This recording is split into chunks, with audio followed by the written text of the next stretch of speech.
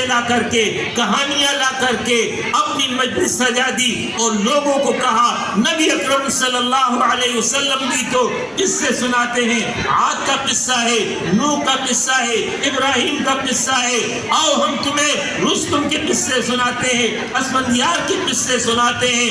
ان لوگوں نے اپنی محفل لگائی، وہاں شراب بھی تھا، وہاں دنیا کی تمام چیزیں تھی، لیکن لوگ ان کی طرف نہیں جاتے تھے، لوگ نبی اکرم صلی اللہ علیہ وسلم کی طرف متوجہ تھے۔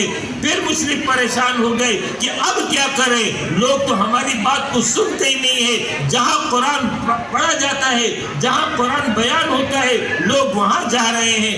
بالآخر انہوں نے یہ فیصلہ کر لیا کہ کوئی اور حل نہیں ہے، قرآن کی دعوت کو روکنے کا ایک ہی حل ہے کہ جہاں قرآن پڑھا جائے وہاں شور مچاؤ۔ جب شور مچاؤ گے قرآن کی آواز دب جائے گی۔ تو فرمایا قرآن میں اس بات کو کہ لا تسمعوا لهذا القرآن والغوا فيه لعلكم تغلبون، مت سنو اس قرآن کو، جہاں قرآن پڑھا جائے، جہاں قرآن سنا جائے وہاں شور مچاؤ۔ اگر یہ کام تم نے کر لیا تب تم غالب رہو گے، ورنہ اگر قرآن اس طرح بیان ہوتا رہا آج نہیں تو کل مکہ میں انقلاب آئے گا، کل عرب میں انقلاب آئے گا۔ یہ وہ عظیم الشان کلام تھا جس نے عرب کو فتح کر لیا، یہ وہ عظیم الشان کلام تھا جس نے دلوں کے اندر انقلاب برپا کر دیا۔ یہ وہ عظیم دولت ہے، یہ وہ عظیم نعمت ہے جو اللہ رب العالمین نے عطا کی۔ تو فرمایا شفا کہ قد جاءتکم موعظۃ من ربکم، اے لوگو تمہارے پاس نصیحت آ گئی تمہارے رب کی طرف سے۔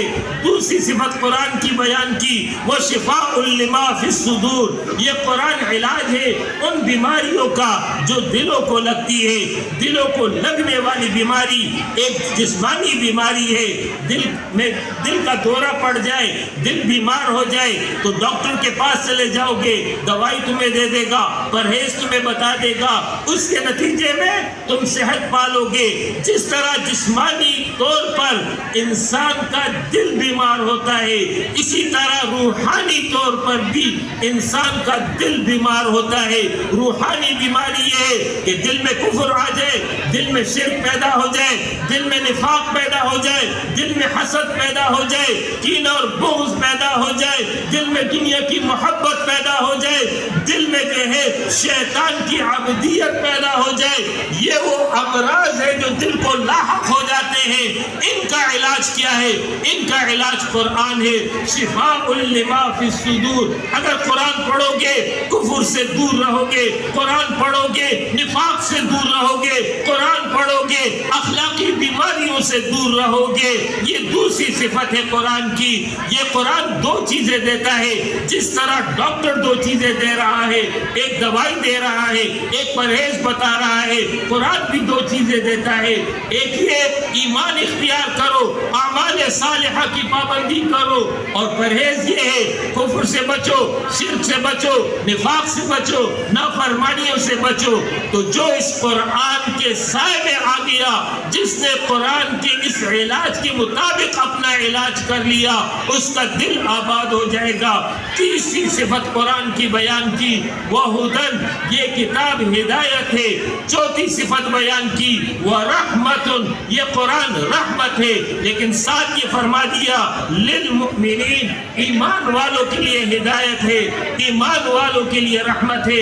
الفاظ پہ غور کیجئے، جب آیت شروع ہو رہی تھی تو آیت کے آغاز میں اللہ خطاب کر رہا ہے تمام انسانوں کو، یا ایھا الناس، اے انسانوں، لیکن جب آیت ختم ہو رہی ہے تو آخر آیت میں اللہ فرما رہا ہے ہدی و رحمت للمؤمنین، ہدایت اور رحمت ایمان والوں کے لیے ہے۔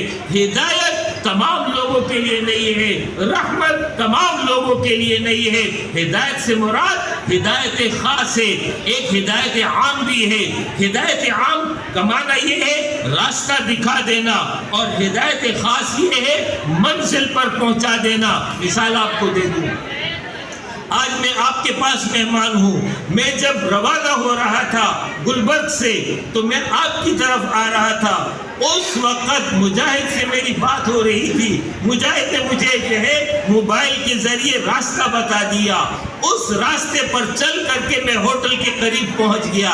یہ راستہ دکھا دینا. دوسری صورت یہ ہے منزل پر پہنچنا. منزل پر پہنچنے کی صورت یہ تھی کہ میں ہوٹل کے باہر ہی کھڑا تھا. مجاہد وہاں پر آیا, اس نے میرا ہاتھ پکڑا اور لا کر کے سیدھا جو ہے حال میں پہنچا دیا. یہ ہے ہدایت خاص. قرآن راستہ دکھاتا ہے ہدایت عام کے اعتبار سے تمام انسانوں کو راستہ دکھا رہا ہے. یا ایھا الناس اعبدوا, اے انسانوں اپنے رب کی عبادت کرو. یا ایھا الناس اتقوا ربکم, اے انسانوں اللہ سے ڈرو. یہ خطاب ابو بکر کو بھی تھا, یہ خطاب ابو جہل کو بھی تھا. ابو بکر نے قبول کر لیا, ابو جہل نے انکار کر دیا. یہ خطاب عام ہے. دوسرا ہے ہدایت خاص. ہدایت خاص یہ ہے منزل پر پہنچا دینا. منزل کیا ہے؟ مومن کی منزل جنت ہے. مومن کی منزل رب کی رضا ہے. جنت اور رب کی رضا یہ اس کو حاصل ہوگی جس کے دل میں ایمان ہوگا. یہ اس کو حاصل ہوگی جس کے دل میں تقوی ہوگا, جو اللہ کے ساتھ تعلق رکھے گا, جو اللہ کے احکام کی پابندی کرے گا. تو یہاں پر ہدایت خاص مراد ہے کہ یہ کتاب ہدایت ہے ایمان والوں کے لیے. یعنی قرآن کے مطابق زندگی گزارو گے, قرآن کو اپنا امام بناؤ گے, قرآن کی روشنی میں زندگی بسر کرو گے, یہ تمہیں جنت میں پہنچا دے گی, یہ تمہیں رب کی رضا دلا دے گی. وَرَحْمَةٌ, اور یہ قرآن رحمت بھی ہے.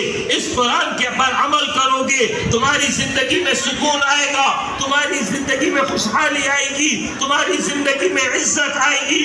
تم دنیا میں باوقار رہو گے, تم دنیا میں ایک سرخرو قوم کی حیثیت سے رہو گے اور آخرت میں بھی کامیاب ہوگے. تو فرمایا یہ کتاب رحمت ہے. لیکن اگر اس قرآن کے مطابق زندگی نہیں ہوگی, اس قرآن کو بس